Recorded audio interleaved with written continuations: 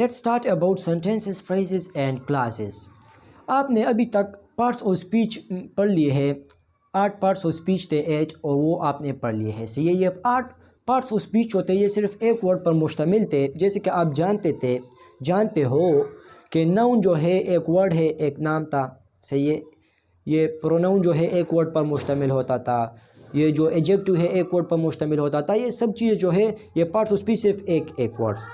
सही है, अब हम जो है इन वर्ड्स को ज्वाइन करेंगे, एक पार्ट ऑफ स्पीच को निकालेंगे, एक चीज़ से एक वर्ड को निकालेंगे और मुख्तलिफ वर्ड्स को ज्वाइन करेंगे, और इससे एक नई चीज़ बनेगी जिनमें से फ्रेजेस होगा, जिनमें से हम किसी को फ्रेज कहते हैं, किसी को सेंटेंस कहते हैं, किसी को क्लास कहते हैं। तो इन वर्ड्स को, इन पार्ट्स ऑफ स्पीच को अब हम जमा करेंगे और इनसे क्या बनाएंगे, सेंटेंसेस बनाएंगे, इनसे क्लासेस बनाएंगे, इनसे फ्रेजेस बनाएंगे। तो अब हमारा ये स्टेप जो है थोड़ा सा ऊपर जाता है। अभी आपने जो है थोड़ा सा और मेहनत ज़्यादा करना है, क्योंकि अभी आपका जो है इंग्लिश, सही इंग्लिश जो है जिसका इम्पोर्टेंस ज़्यादा है वो आने वाला है। सही है, जो कि सेंटेंसेस है। सेंटेंसेस जो है जब आप वर्ड्स को जमा करते हो, 5 वर्ड्स को जमा किया आपने, 9 वर्ड्स को जमा किया, 10 वर्ड्स को जमा किया। सही है, 8 वर्ड्स को जमा किया, और वो आपको एक पूरा सेंस दे दे। आपको ये रीडर जो है, ये जो किसी को आप ये वर्ड्स बताते हो, एक प्रॉपर सीक्वेंस में आप ये वर्ड्स जमा करते हो, इसको ऐड करते हो, और इससे आप एक सेंटेंस बना देते हो जो कि एक पूरा सेंस देता है। जब ये आपने सीख लिया कि वर्ड्स को कैसे जमा करना है और इसको कैसे बताना है, इसको कैसे करना है, तो लैंग्वेज सीख लिया आपने। लेकिन ये इतना आसान काम नहीं है।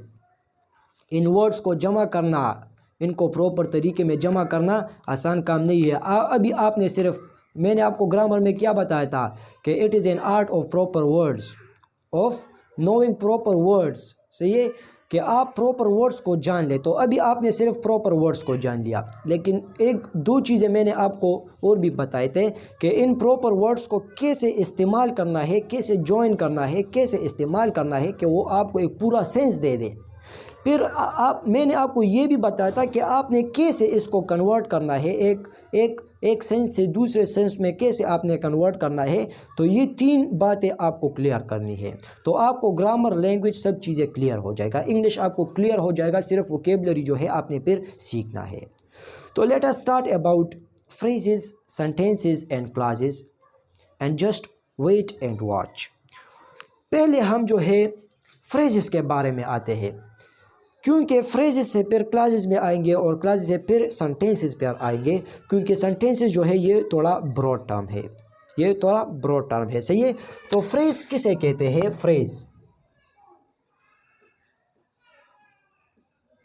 फ्रेज किसे कहते हैं, मैंने आपको बताया है तमाम वर्ड्स के बारे में। अभी इन वर्ड्स को जोड़ना है, लेकिन इसमें, इन वर्ड्स में जोड़कर आपने फाइनाइट वर्ब नहीं लगाना है, आपने फाइनाइट वर्ब नहीं लगाना है। तो वो आपको कहलाएगा, क्या कहलाएगा, वो उन वर्ड्स को हम फ्रेज कहेंगे। फाइनाइट वर्ब्स क्या है ये आपको जानना ज़रूरी है। ये बेसिक, ये पार्ट्स ऑफ स्पीच बेसिक्स जो है ये मैंने आपको क्यों पढ़ाए, ताकि यहाँ पर कोई मसला ना हो, यहाँ पर आप मसले क्रिएट नहीं करोगे। अगर आप ये नहीं जानते हो तो यूट्यूब पर ज़रूर टाइप करें finite and non finite verbs by Nuriya education, तो आपको आ जाएगा और आप अच्छी तरह से देख ले वो वीडियो और आप समझ जाए, और इसके बाद जितने भी पार्ट्स ऑफ स्पीच है वो भी आप समझ जाए। इसके बाद जो है इन पर उबूर हासिल करने के बाद आप यहाँ पर आए, क्योंकि फिर आपको मसले होंगे। तो फ्रेज किसे कहते हैं, द ग्रुप ऑफ वर्ड्स। अब हम ग्रुप ऑफ वर्ड्स के बारे में बात करेंगे। सही है, the group of words which do not give you a complete sense. अच्छा, ये डेफिनेशन ठीक है। अक्सर टीचर्स ये कहेंगे कि the group of words which do not give you a complete sense. लेकिन मैं फिर आपको ये बताऊंगा, मैं फिर ये कहूँगा कि ऐसे क्लासेस भी है जो कंप्लीट सेंस नहीं देते हैं, जो कंप्लीट सेंस नहीं देते हैं, जैसे कि सबऑर्डिनेटिंग क्लासेस है। इसको एक प्रिंसिपल क्लास की ज़रूरत होती है, वरना ये पूरा सेंस नहीं देता है आपको। जब ये पूरा सेंस नहीं देता है और जब ग्रुप ऑफ वर्ड्स को आप जो है पूरा सेंस नहीं देता है, इसको आप फ्रेज कहते हो, तो फिर फ्रेज और क्लास में फ़र्क क्या हुआ? उन क्लासेस में और फ्रेज में फ़र्क क्या हुआ? फिर इसका जवाब भी तो आपने देना होगा। तो फ्रेज किसे कहते हैं? ये तो मैं मानता हूँ कि ये सेंस नहीं देता है, ये ग्रुप ऑफ वर्ड्स है, ये सेंस नहीं देता है, लेकिन फिर क्लास और फ्रेज में क्या फ़र्क है? क्लास, सबऑर्डिनेटिंग क्लास और फ्रेज में फ़र्क ये है कि उन क्लासेस में जो है फाइनाइट वर्ब का होना ज़रूरी है। फाइनाइट वर्ब ना हो तो वो क्लास ही नहीं है, और फ्रेज में फाइनाइट वर्ब्स नहीं होते हैं। हर एक फ्रेज में फाइनाइट वर्ब्स नहीं होते हैं। तो अभी आपने जान लिया कि फ्रेजेस और क्लासेस में क्या फ़र्क है। तो फ्रेजेस को आप ऐसे डिफाइन कर सकते हो कि the group of words which do not give you a complete sense, but the group of words should not, बल्कि must not have a finite verb और finite verb। ये बात याद रखिए। तो फ्रेज किसे कहते हैं? द ग्रुप ऑफ वर्ड्स, अभी ग्रुप ऑफ वर्ड्स की बात होगी, सही है। The group of words which do not give you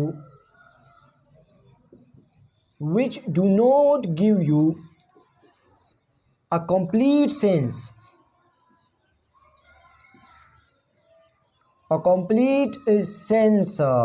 but ये बात आप याद रखिए, but the words must have not a complete, but the words must have not a finite verb, but the words must not have a finite verb। Words में जो है क्या नहीं होगा? फाइनाइट वर्ब जो है इनमें से नहीं होगा। जब फाइनाइट वर्ब नहीं होगा तब आप इसको एक फ्रेज फाइनाइट वर्ब, सही है। तो the group of words which do not give you a complete sense, but the words must have not a finite verb. अगर मैं आपको बताऊं कि इन फ्रंट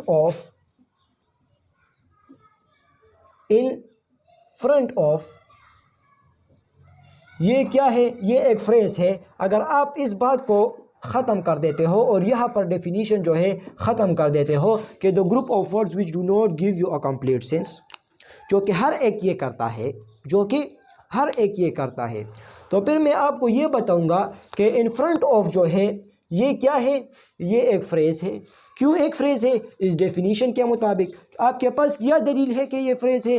इस डेफिनीशन के मुताबिक मेरे पास ये दलील है कि ये जो है एक पूरा सेंस नहीं देता है। तो ये क्या है? ये एक फ्रेज है। अच्छा जी, मैं आपको ये बताता हूँ कि अमेन के फॉर एग्जाम्पल if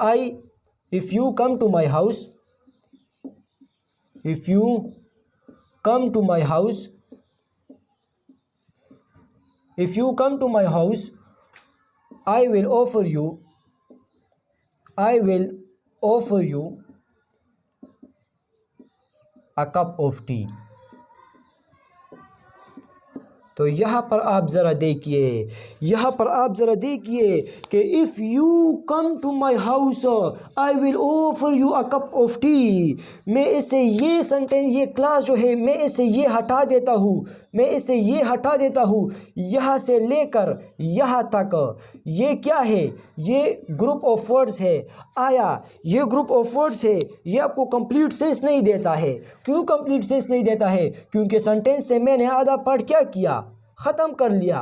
और ये जो है आपको अभी पूरा सेंस नहीं देता है कि if you come to my house. अगर मैं आपको बताऊँ कि अगर तुम मेरे घर आ गए, अगर तुम मेरे घर आ गए, आप कहोगे भाई आगे भी बताओ ना, ये तो आधा सेंटेंस आपने बोल दिया है कि अगर आप मेरे घर आ गए, तो आगे भी बोलो ना। आप ये बताओगे कि नहीं, आप ये कहोगे कि आगे भी कुछ ना कुछ होना ज़रूरी है, सही है। तो आपका डेफिनीशन के मुताबिक ये कंप्लीट सेंस नहीं देता है। ये क्या करता है, कंप्लीट सेंस नहीं देता है। लेकिन अगर ये कंप्लीट सेंस नहीं देता है तो आपके डेफिनीशन के मुताबिक और आपकी दलील के मुताबिक ये क्या है, ये एक फ्रेज़ है, ये एक फ्रेज़ है। लेकिन अगर आप इसको फ्रेज़ कहोगे तो फिर ये गलत हो जाएगा, क्योंकि ये एक फ्रेज़ नहीं है। ये क्या है, ये एक सबऑर्डिनेटिंग क्लास है। ये क्या है, ये एक सबऑर्डिनेटिंग क्लास है, सबऑर्डिनेटिंग क्लास है। तो भाई हम तो यही कहते हैं कि ये जो complete sense, group of word जो कंप्लीट सेंस नहीं देता है तो वो तो फ्रेज़ है, तो फिर तो ये भी फ्रेज़ होना चाहिए।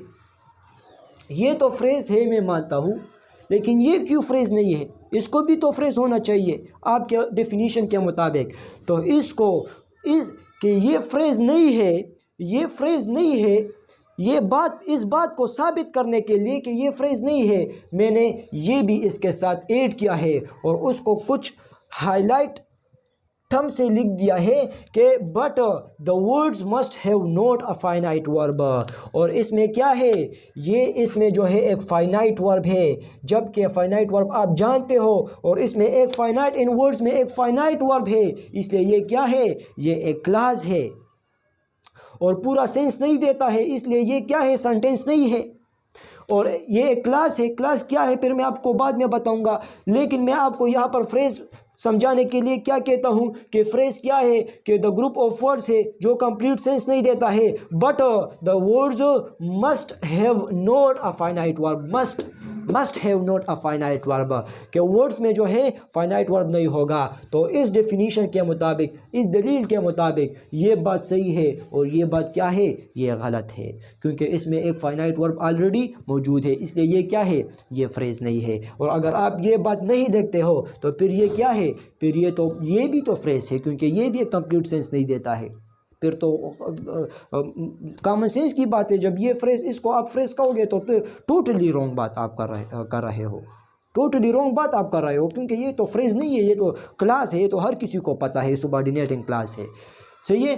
तो इसी तरह आप ये बात इसमें ऐड कर ले कि the words must not have a finite verb, सही है, इसमें जो है फाइनाइट वर्ब नहीं होगा। इसकी एग्जांपल क्या है, इन फ्रंट ऑफ जो है ये एक फ्रेज़ है, सही है। इन द टेबल, ये क्या है, इन द टेबल, ये क्या है, ये एक फ्रेज़ है। इसके अलावा जो है over the car, for example over the sky, over the river, सही है। इसके अलावा और आप बताइए मुझे कि for example on the road, ये तो तमाम जो है ये क्या है, ये फ्रेजेस है। इनमें से जो है ये फ्रेजेस है। क्यों फ्रेजेस है, क्योंकि ये इस बात को भी फॉलो करता है और इस बात को भी मानता है, इस बात को भी मानता है और इस बात को भी मानता है, इसलिए ये क्या है, ये तमाम जो है ये फ्रेजेस है। फ्रेजेस के लिए मैंने आपके लिए कुछ फार्मूले तैयार किए हैं कि फ्रेजेस को आप कैसे जानोगे। फ्रेजेस में जो है आमतौर पर जो है फ्रेजेस में एक प्रीपोजिशन होता है, ज़रूरी नहीं है, मैं आपको बताऊंगा। अगर एक प्रीपोजिशन हो प्लस एक वर्ब हो, एक नाउन हो, तो वो क्या होगा, वो फ्रेज़ होगा, वो क्या होगा, फ्रेज़ होगा। अगर एक जो है प्रीपोजिशन हो और एक एडजेक्टिव हो तो वो क्या होगा, वो फ्रेज़ होगा। अगर एक जो है एडजेक्टिव हो और इसके साथ जो है एक नाउन आ जाए तो वो क्या होगा, वो एक फ्रेज़ होगा, सही है, तो वो एक फ्रेज़ होगा। फॉर एग्ज़ाम्पल अगर एक पार्टिसिपल हो, प्रेजेंट पार्टिसिपल हो और इसके साथ कुछ प्रीपोजिशन लग जाए, सही है, प्रीपोजिशन लग जाए तो वो क्या होगा, फ्रेज़ होगा। एग्ज़ाम्पल के तौर पर preposition plus noun, preposition plus preposition जो है, प्रीपोजिशन प्लस प्रीपोजिशन, वो क्या होगा, वो एक फ्रेज़ होगा। सही है। ये तमाम जो है ये क्या है, ये फ्रेजेस है। फ्रेजेस कैसे बनते हैं, ये वर्ड्स है, इनमें से ये वर्ड्स है। For example preposition plus preposition, in front of, in front of, preposition preposition. सही है। ये एडजेक्टिव और noun, for example a good boy, ये क्या हुआ, फ्रेज हुआ। Preposition plus adjective, for example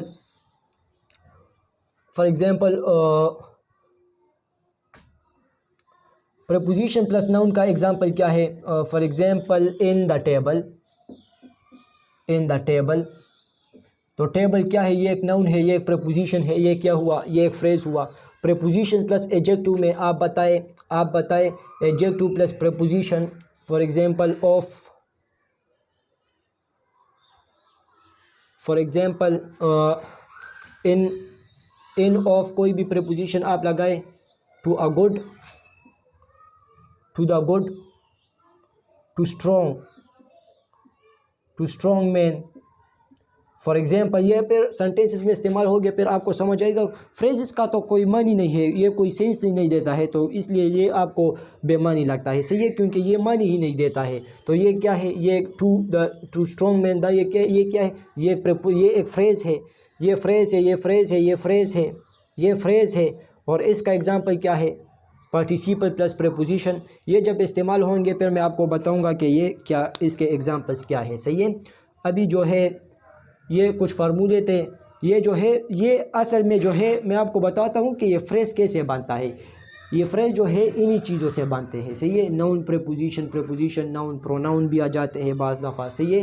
तो इनसे मिक्स होकर आपको कुछ मायने नहीं देता है, इनसे मिक्स होते हैं, मिक्स अल्फाज होते हैं, फ्रेज़ बनाते हैं, लेकिन इनमें से फाइनाइट वर्ब आप नहीं देख पाओगे, फाइनाइट वर्ब आप किसी भी फ्रेज़ में नहीं देख पाओगे। सही है। तो ये कुछ इंट्रोडक्टरी बातें थी फ्रेज़ के बारे में, और फिर हम इसके बाद पढ़ेंगे फ्रेज़ के काइंड्स, एडवर्बियल फ्रेज़ और इसके जो है एडजेक्टिव फ्रेजेस, ये तमाम फ्रेजेस आपको पढ़ाएंगे। इसके बाद जो है क्लासेस पर आएंगे, कुछ काइंड्स ऑफ क्लासेस पढ़ेंगे, इस पर उबूर हासिल करेंगे, फिर सेंटेंसेस को शुरू करेंगे और सेंटेंसेस को फिर आखिर तक पढ़ेंगे। सही है, कि सेंटेंसेस में क्या होते हैं, इसके काइंड्स क्या है। सही है। फिर एनालिसिस ऑफ कंपाउंड सेंटेंसेस करेंगे, एनालिसिस ऑफ सिंपल सेंटेंसेस करेंगे, एनालिसिस ऑफ कम्प्लेक्स सेंटेंसेस करेंगे, analysis of compound complex sentences करेंगे।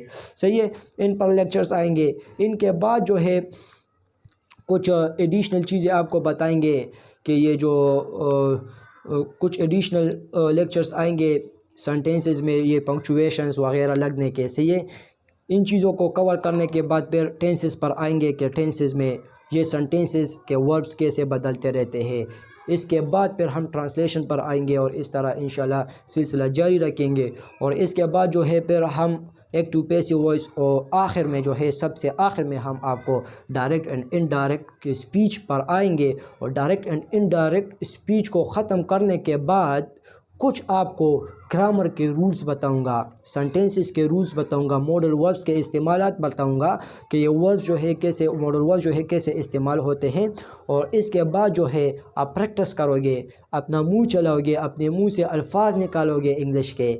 और इसके बाद जो है जब आप इंग्लिश के अल्फाज निकालोगे, जब आप वर्ड्स को ज्वाइन करोगे, सेंटेंसेस को स्पेलिंग दोगे। सेंटेंस अगर एक वर्ड आपसे भूल गया, सही है, इंसान है भूल जाता है एक वर्ड, तो इस वर्ड के साथ आप क्या करोगे, इस सेंटेंस को स्पिन दोगे। डायरेक्ट हो तो इनडायरेक्ट में आ जाएंगे, अगर एक्टिव हो तो पैसिव में आ जाएंगे। सही है। तो इस तरह आप चल वल कर देंगे, सेंटेंस के साथ चल वल कर देंगे और इसको ठीक कर देंगे। सही है। तो इसको फिर सेंटेंस स्पिनिंग कहते हैं। तो आराम आराम के साथ हम इस सिलसिले को जारी रखेंगे और इंशाल्लाह आपको आखिरी हद तक पहुंचाएंगे। और इंग्लिश को सीखने के बाद फिर आपको जहाँ भी जाना है आप सीख सकते हैं, क्योंकि तमाम चीज़ें जो है वो क्या है, वो इंग्लिश में है, तमाम बुक्स जो है इंग्लिश में है, फिर आप हर एक बुक को समझ सकते हैं। सही है। तो यहाँ तक हमारे पास था आपके लिए, और हम आपको जो है इसी तरह शॉर्ट टाइम में अच्छे जो है आपको इंफॉर्मेशन देते हैं, डीप नॉलेज देते हैं आपको। इसी तरह नॉलेज आपको किसी जगह पर भी नहीं मिलेगा, ये मैं गारंटी के साथ कह सकता हूँ। सही है। आपको मिल सकता है। मैं तो ये नहीं कहता कि मेरे पास नॉलेज ज़्यादा है, मैं ये नहीं कहता, लेकिन ऐसे नॉलेज जो है कोई किसी को नहीं डिलीवर करता है, सही है। और मैं आपको इसी तरह मेहनत के साथ डिलीवर कर रहा हूँ इतनी सारी नॉलेज शॉर्ट टाइम में। आपका वक्त भी ज़ाया नहीं करता, फालतू बातें भी नहीं करता। तो आपका भी हक बनता है कि आप मेरे लेक्चर्स को शेयर कर दें, इसको लाइक कर दें और ज़्यादा से ज़्यादा सब्सक्राइब लाए और दोस्तों से सब्सक्राइबर्स लाए और इस चैनल को आगे तक पहुँचाए। अल्लाह हाफ़िज़।